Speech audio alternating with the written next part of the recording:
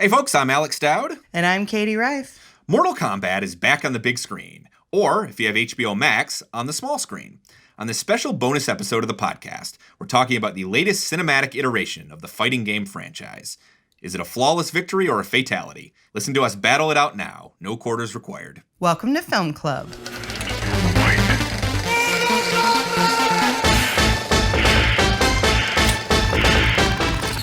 Okay, folks, welcome again to Film Club. We are doing a special episode. If you listen this week, we did a full episode where we talked about video game adaptations in general, why they often suck. Is Hollywood ever going to make a good one? I don't want to spoil this conversation today, so I guess that could be yes or no, depending. But we're doing a special bonus episode now where we talk about the new Mortal Kombat movie. Maybe you've seen it. It's been on HBO Max for a week. It's been in theaters as well.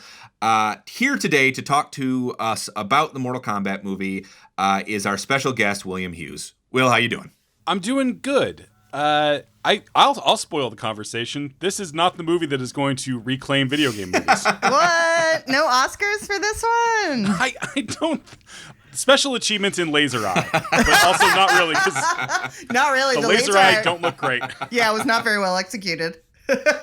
So this is the, I think it's actually the third Mortal Kombat film, if I'm not mistaken. There was the, in the other episode that we recorded, we talked a little bit about Paul W.S. Anderson's Mortal Kombat movie from 1995. Pure campy cheese fest with, but pretty fun, actually.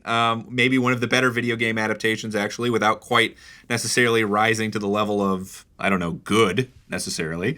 But there was also a second one that was made a couple years later called Mortal Kombat Annihilation that nobody likes, as far as I know. So this is the third one. It is directed by Simon McQuoid, I believe is his name. He's a first-time director. And guys, what did you think of it? So I want to say that I did not hate it as much as Ignati did in the review for the site. Yeah. I had fun at times watching it, and I think that Josh Lawson, who is doing the comedy relief, is not completely intolerable. I think he's pretty good, Those are actually. most of my good.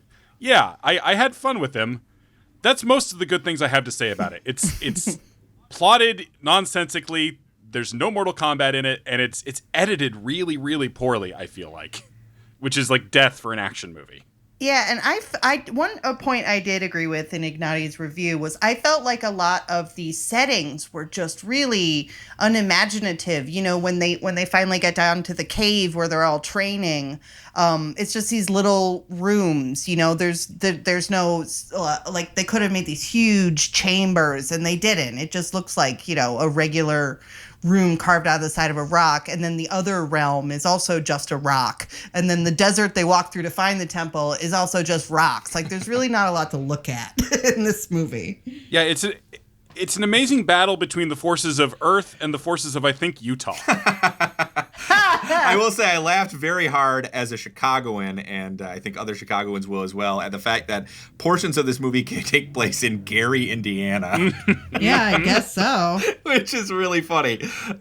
Probably the most nondescript place they could find in some respects. It is funny that environmentally it's so boring because obviously the Mortal Kombat video games, the backdrops are often these lavish hellscapes, or you're getting some really outrageous scenery sometimes, and there is like none of that in this, you know?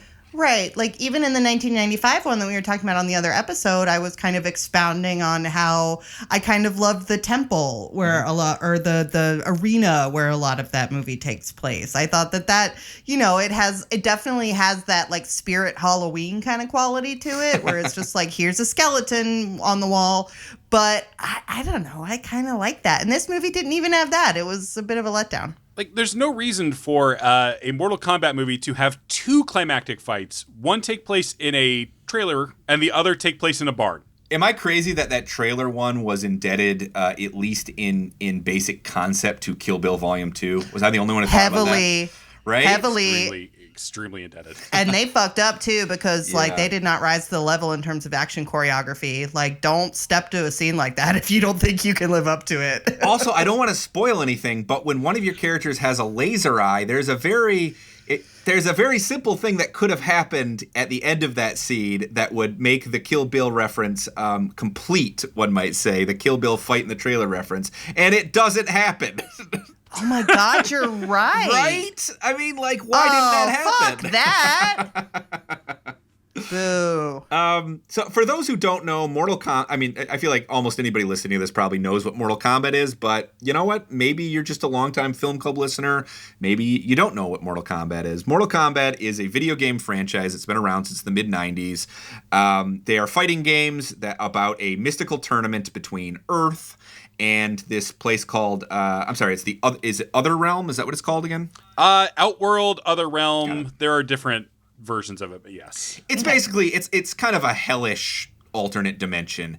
And in the storyline of the games, I guess I use that kind of loosely, although I guess apparently in recent games, the story has been a little bit more prominent than it was in the 90s. Is that true, William? Yeah, the story in the last couple ones, and we should have had Sam Barsanti on here to talk about, because he loves those stories, but they are better. They are more fleshed out, and they are doing more interesting things. Okay. But at its roots, it's like there is a grand tournament where fighters from Earth battle fighters from this other realm, and for the fate of for the fate of Earth, basically. So you get a bunch of colorful characters fighting. I think most people probably know how a fighting game works in that respect. It's not the most conducive to making a narratively rich film, one might say. But I would say even by those standards, this thing really is extremely indifferent to anything like plot or story. Am I right? After the first 8 minutes, yes. Yeah. There's actually a certain elegance to the beginning. Yeah, they posted those first 7 minutes online, which I think is really interesting because they are quite different from the rest of the film. Mm. And another thing I mentioned on our longer episode was that my main point of reference for a movie like this is like Asian fantasy action kind of cinema, like samurai movies, kung fu movies, and the like. And I thought that was a pretty decent samurai movie scene there. You know what I mean? Mm-hmm. Oh, for sure. Up front. No, pretty good samurai scene. It sets expectations that I don't think the rest of the film exceeds. I actually do think the first act of this film is stronger than everything that comes after it. I would agree with that. Yeah. Yeah, me too. So then I was a little confused by why can't we have that part back? I genuinely think that's the part McCoy was most invested in. Mm. From you hear him talk in the interviews about really wanting to dive into this the Scorpion Sub-Zero story. And it's not hard to see that there's more care being put in there than there are in some of the later sequences. Yeah, can I say something about this? This is one of the thirstiest movies for a sequel I have seen in a while. Yeah. They were more interested in setting up a sequel than they were about resolving the main conflict, I felt like. I mean, this plays like the first act of a movie stretched to feature length in a sense. I mean, in a normal version of this, say the Anderson version from 1995, the whole assemble the team and go to fight the tournament stuff would occupy the beginning of the film. But because I guess they assumed that they could save the tournament for a sequel, and that would be people would feel enticed to watch more. It is build up to there's a lot of fighting in this film, obviously, and I think that that will be the main draw for most people watching this movie is the fights themselves, but it never gets to Mortal Kombat itself, to capital M, capital K, Mortal Kombat, which is, it just really feels like a cheat to stay tuned till next time, Yeah. Yeah, without getting too far into spoilers, it is a movie about trying to kill the other Mortal Kombat competitors before you have to have a tournament with them. Which is ridiculous. Which is a weird structure. Yes, it's ridiculous that they could do that too. The movie kind of, waves a little bit at them, well, that's definitely cheating, but you can still do it. Yeah, ain't no rule against it. Yeah, there's a line where it's well, one of the characters actually says well, they're not supposed to do that, and someone else is well, they did. They're not into rules, and I was like, I mean, I guess they're the bad guys, so Yeah, so in terms of as spectacle, I mean, I thought that the effects in this were actually extremely uneven. I thought that some of them are actually quite good. I thought all the stuff with Sub-Zero and Ice I thought was really well done.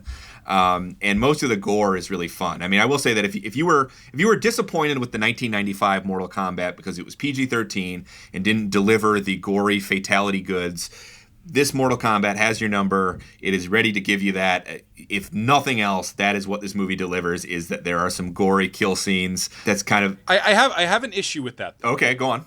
Which is that, so like one of the big appeals of Mortal Kombat back in the day is it lets you kill your opponents. Mm-hmm. That's like the big thing, the fatality system. I feel like the combat in this is extremely bloodless until it's time to trot out one of those fatalities from the games. Like, it almost like it turns a switch, like, oh, now it's time to have somebody's whole head and neck get split in two. And before that, it feels kind of weightless to me. It almost plays like this is setting itself up for its own TV edit or something, where like you could watch these battles with no problem. They get to PG-13, and then you just cut away at the big gory ending, that sort of thing. I think so, and like I don't know what the appeal of that would be, because the fatalities do look cool. Yeah, like I'm not immune to the charms of a razor blade hat, but. But they do feel like it's like, oh, God, we got to put the fatalities in here. Let's make sure they're in here. Yeah. And so, yeah, some of the fatalities were pretty cool. There's a lot of F-bombs in this movie, too. You know, they're definitely, like, wallowing around in their R rating on this one. Reveling there was one that I liked where a character blew a hole through another character so you could just see her spine. For some reason, it blew out her guts, but not her spine. I thought that was kind of cool. Very precise aiming. Mm-hmm. Yeah, I mean, honestly, that is what I would want from a Mortal Kombat movie. So on that level, I have to say it delivers. I agree that I thought that Ignati was a little harder on it than I would have been if I was reviewing it. I do understand really all of his objections to it. I will say that the fights... I enjoyed. I think some of them are well choreographed. Some of them are a little incoherently cut, to be honest. I smell a little bit of post-production tinkering in this. I can't totally put my finger on it, and obviously I don't know that this is true, but the final maybe 20 minutes of this movie feels, no pun intended, a little hacked to death, I don't disagree at all. I think there are a lot of like scene transitions, especially in the back half of the film, where you're like, oh, someone looked at that and thought it looked bad. So like, oh, we'll cut around it. Right. And it's weird because like the movie does that heist movie thing where characters are talking about what they're going to go do, and then we see it happening as they're talking about it, That's sort of like, here's the planning, but we're seing the execution at the same time as the planning. But it does that with the plans and scenes. voiceover. Right. Yeah. But it does that with fight scenes, which makes no sense. We're like basically intercutting 3 of the climactic fights of this film. And I'm thinking like, wouldn't we want to just see these in full? Like, why would you reduce what is essentially the reason that this thing exists to almost a montage? I thought that was weird too. Yeah, and I was also confused by that. Why you wouldn't want to just watch all of these scenes play out, in full, because that kind of is the point of the movie, And I thought it was very strange how they condensed all those, and it kind of took this, again, I'm looking at this from the standards of like a kung fu movie, and in a kung fu movie, you not only watch the fight unfold in full, you watch it unfold in a wide shot, so there's no room for cheating. Right. And this movie definitely took the opposite tack. That's how I'll put it. Yeah. I mean, I do think some of the fight choreography works, but I agree that this has not been made by somebody who is prioritizing the fact that we can see these performers do what they're doing with maximum clarity. I think it wants to give us a kind of nonstop dose of ultra-violent cool, but I don't know if it even totally delivers on that front. It does in spurts, I would say. It's also interesting because it hops genres about every 10 minutes, which is very weird to me. So we start with like the samurai movie, and then we have like a long 20-minute stretch that's essentially like a slasher/monster movie. Yeah. Where they are being chased by Sub-Zero and then Reptile. And they're not like Mortal Kombat fights. It's just like, oh shit, there's a monster after us. Right. Mm-hmm. Yeah. Then we're in the training montage, and then we get to the fighting movie at the end. And then they cut down the fighting movie, though, like we were saying. They combine them all. It's weird. Yeah, I don't see why this couldn't have been the first act of a movie that then gave us Mortal Kombat, other than the fact that they're just saving that for more movie. Like, it really is a blatant tease to keep watching, and a presumptuous one, if you ask me, because we don't know there's going to be more of these, Like, I do miss the era when movies when every movie in a prospective franchise was its own thing, and where sometimes they were actually burning through good sequel ideas just because they had no idea that there was going to be another one at that point. They were just like, fuck it, let's shoot for the stars and then figure out the sequel later. This is a movie this is like the epitome of somebody had profitable IP and said, how can we stretch this out like it's the last book in the Harry Potter series or something, you know? I will say that the movie makes a compelling case that fighting an ice ninja would be very bad. Yeah, I mean, they do fun stuff with hard. Sub-Zero's powers, you know? Yeah. Seems hard. Even if he is the world's sloppiest assassin, like, that guy seems dead enough. Oh, for sure.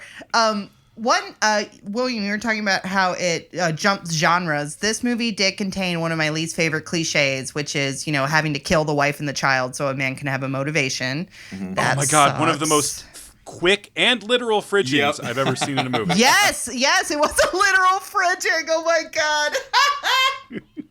But I feel like that was just one that they kind of threw into this soup, like of just it.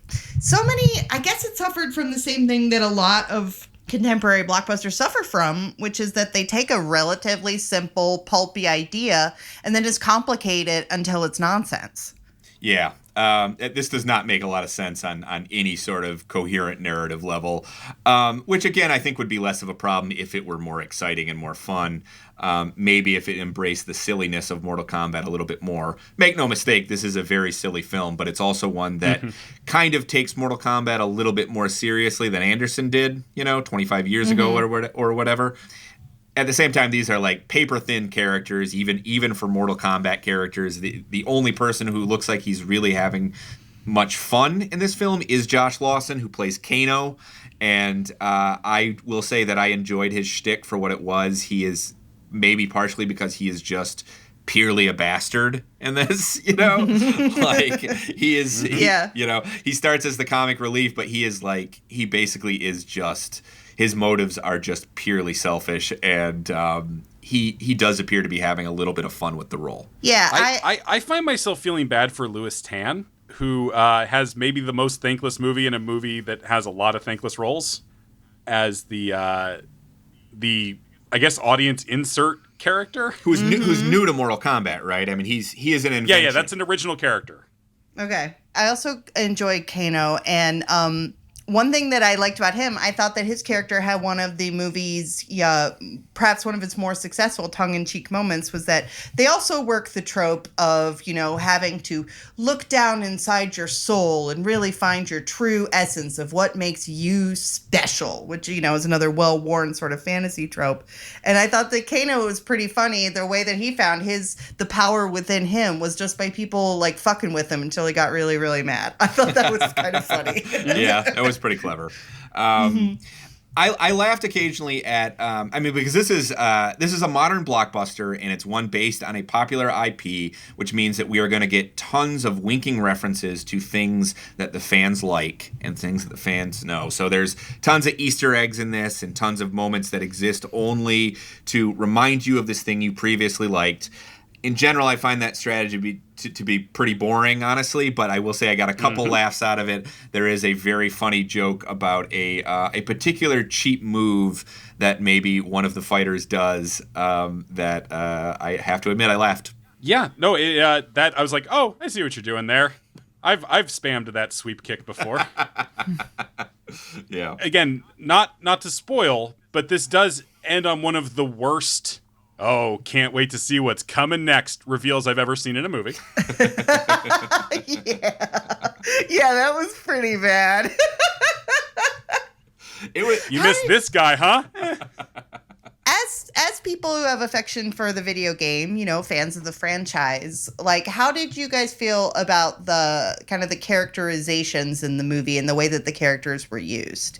It's Mortal Kombat, so I don't know. I mean, most of them are not the most in the games. They're, again, I have not played the recent games. For me, Mortal Kombat is basically Mortal Kombat 1, 2, and 3. That's where I sort of get off that boat. So I don't have a lot of knowledge or affection for later games in the series, which I do understand have been slightly more nuanced in terms of characterization.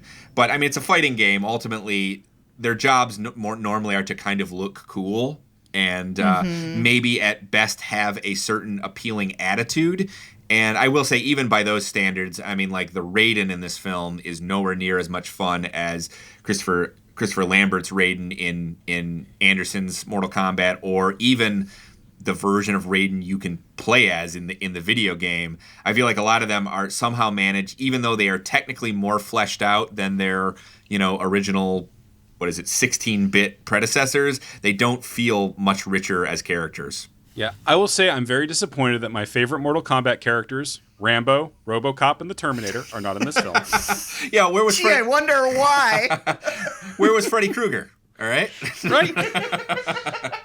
God, I swear to God, in one of the new Mortal Kombat games, you play as Rambo, and he gets time powers, and then has to decide whether or not to undo the Vietnam War. What?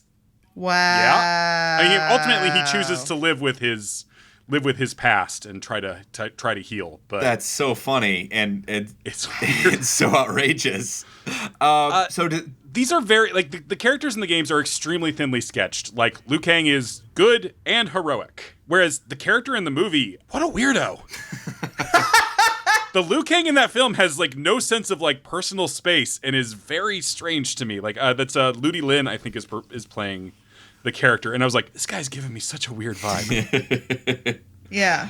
I don't know. I feel like they're all just kind of to me they feel sort of just like generic placeholder characters for the most part, and the good guys are sort of noble badasses, and the bad guys are largely weird, angry monsters. And again, it's Mortal Kombat, so it's not like a rich text has somehow been butchered or anything. But if you're going into this thing expecting to have developed rooting interests, I mean, this movie will not deliver that for you. Every character can be described in 4 words, which is true to the games, but still. Yeah, I mean, I guess I asked that question because, when you're talking about a property like this, the question is always, will the fans like it? And this is one where I'm coming in pretty cold. And so I'm just kind of sitting there absorbing the spectacle. And there were some things about the spectacle that I enjoyed and things I critiqued. But, if you asked me, will the fans like this movie? I'm kind of I don't know.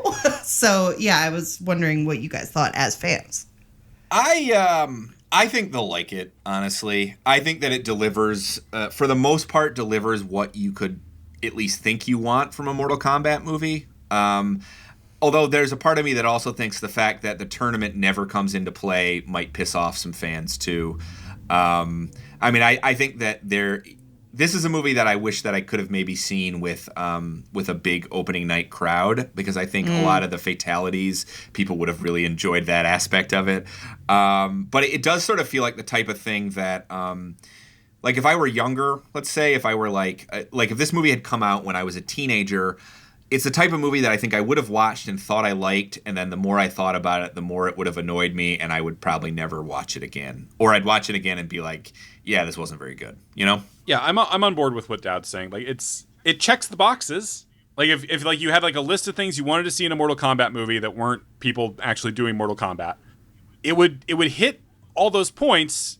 It's not a good movie, but I think it would satisfy those urges. Okay.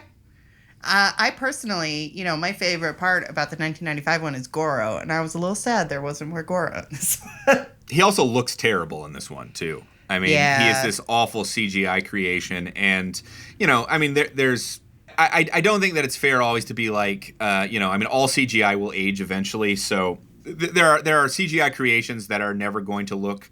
that by next year are not going to look real, and that's okay. Goro doesn't necessarily have to look like a real thing for me to enjoy him, in the same way that I can watch something like the movie The Relic from the 90s and enjoy that creature, even though the effects are now now look hilariously primitive. But Goro in this is just, they don't take the time to even give him any degree of he barely gets a cool introduction. The movie does not appreciate what they have in this 4-armed monster. It just feels like another special effect to get through to race to the finish line. I think that's very much the ethos of the movie. It's just they had a list. It said, all right, we need to put in this character. They need to look like this, and they all look right. They all look pretty much right. And that's kind of where it starts and stops in terms of what they put a lot of energy into. And it's, I don't know, I was only bored during the walking parts. Like during the fights, I was like, all right, but there are a lot of walking parts. There's also a lot of hanging out in a super nondescript cave, you know? Oh, that cave sucks so much. Like, why would you... Sucks. Why would you make that the primary setting of your film? I mean, there's just nothing interesting to look at in that place, you know? I mean, someone's nephew made that cool, like, cloudy Tesla coil, and they needed to put it in the movie a bunch. Ultimately, I think this movie's biggest failure is that it barely commits to having a lot of really loud, obnoxious techno music, and I don't feel like anybody ever screams Mortal Kombat in this film. So They do at the very end when the end credits start rolling, and I was so disappointed. That's too late. Thumbs down. Late. The movie needs to open with somebody screaming Mortal Kombat. I agree. Dowd, Scorpion says get over here. What more do you want? Yeah, I think that right there is this movie in a nutshell. All right, we just want to thank our guest William Hughes one more time for coming on Film Club this week, talking about video game movies. And you can stream Mortal Kombat on HBO Max now, or it is also screening in select theaters. Please be sure to rate, review, and subscribe to Film Club wherever you get your podcasts. This bonus episode of Film Club was hosted by me, Alex Dowd, and by Katie Rife. It was produced and edited by Carl Blomberg. Our sound mixer and finishing editor is Zach Goldsboro, and our motion graphics designer is Julie Mullins. If you enjoyed this discussion of Mortal Kombat, we have a full episode of Film Club this week talking about video game adaptations in general. Thank you to William for appearing on that as well. You can find that on the site or wherever you get your podcasts. Film Club is going to be taking a couple weeks off coming up, but we will be back soon with brand new episodes. Thanks for listening, folks. Bye.